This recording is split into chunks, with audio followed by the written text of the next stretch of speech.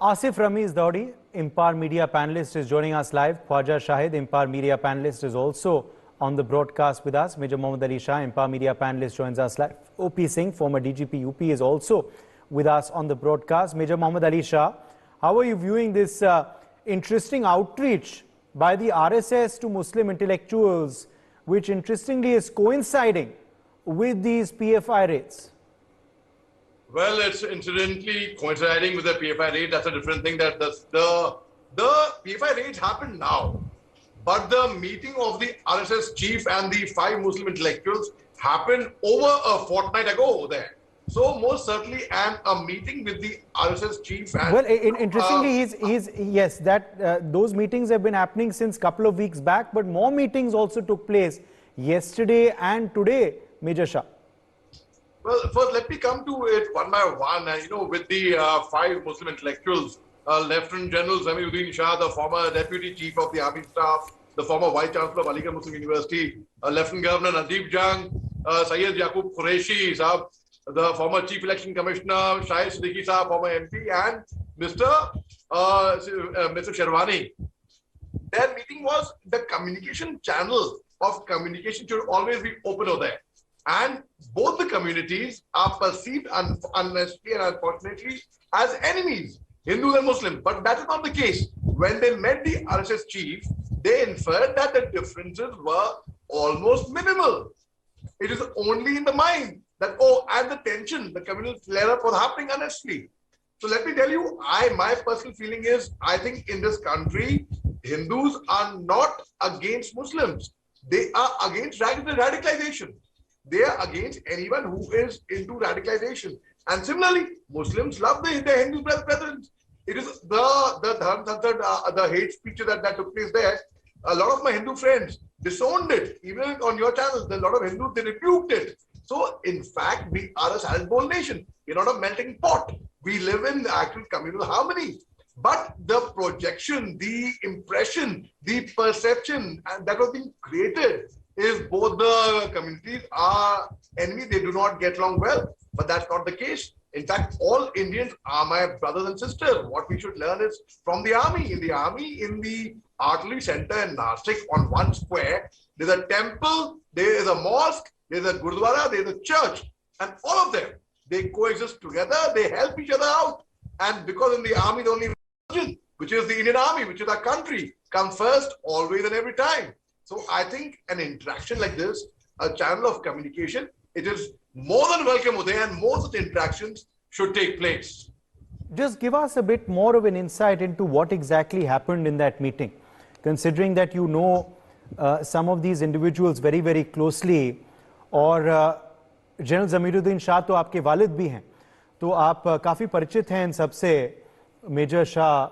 What did they tell Mohn Bhagwat? What did Mohn Bhagwat tell them?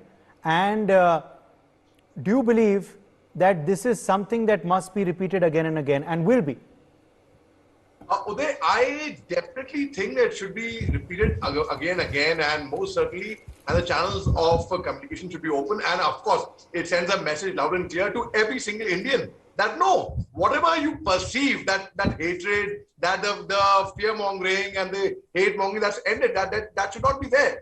We are all friends. We are one. And now regarding my father, well, Uday, after the meeting, my mother and my father went off to Mussoorie, and I am in Gurgaon. And you know his schedule and you know my schedule. So unfortunately, I haven't got a chance to speak to him much, apart from the fact that I have just coordinated a meeting of yours and his for the 7 p.m. That's a different thing. I was trying to get the other members as well on board.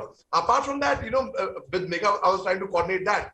But apart from that, Uday, I think it is a very welcome step, and every Indian should feel proud of the fact that we are trying to bridge the divide.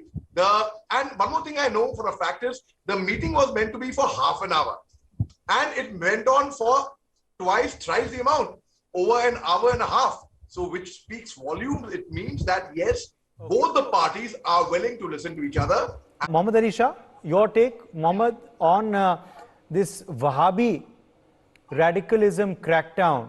Do you believe it's wrong to say that Wahhabi radicalism must be purged, or do you believe it's fair looking at the previous track record and instances coming out?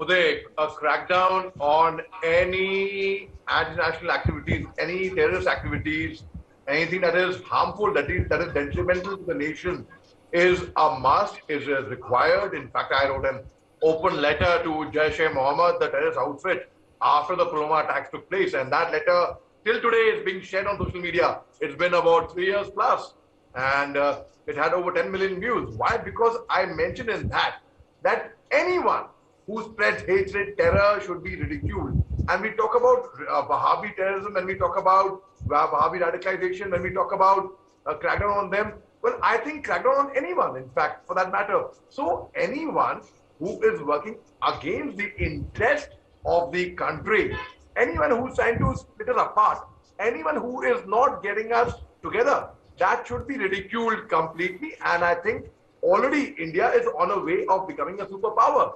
The only small thing missing is right now, first is discipline, of course, which we all, as Indians, we have to inculcate a set of discipline into us. And the unity, the feeling of oneness, that we all one, we are Indian. There's no Hindu, Muslim, Sikh, Isai, aapka pe sam bhai bhai. So it is, we should feel that way. So a crackdown on any organization which is detrimental towards a nation, towards a growth, towards a national growth, should be curbed immediately there. On that note, my thanks to all of our guests for joining us on this discussion.